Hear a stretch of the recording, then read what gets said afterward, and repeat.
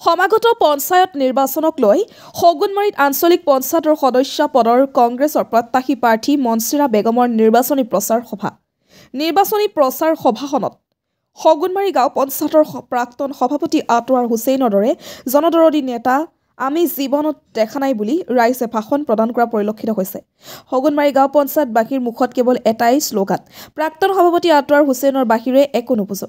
মুঠাৰ ওপৰত প্ৰশ্ন হৈছে হগুনমাৰী গাঁও পঞ্চায়তৰ প্ৰাক্তন সভাপতি আতৱাৰ হুছেইনৰ ঘৈণীয়েক মনচিৰা বেগম এইবেলি যদি আঞ্চলিক পঞ্চায়তৰ সদস্য পদত কংগ্ৰেছৰ প্ৰাৰ্থিত্ব লাভ কৰে তেন্তে বিকল্প কোনো প্ৰাৰ্থী অধিষ্ঠিত নহ'ব পাৰে বুলি এক প্ৰকাৰ উমান পোৱা গৈছে।